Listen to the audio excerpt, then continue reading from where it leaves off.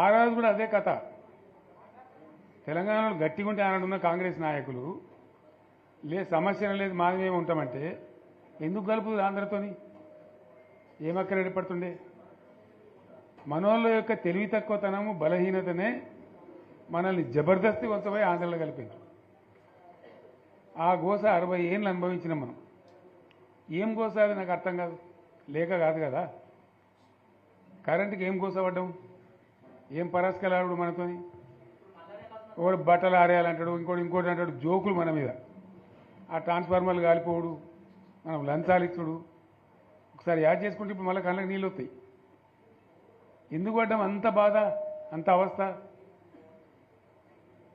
ఆనాడు నేను వచ్చి తిరిగిన బాగా, కానీ నేను ఒక మంత్రిని మాత్రం నేను చేయగలిగేది తక్కువ.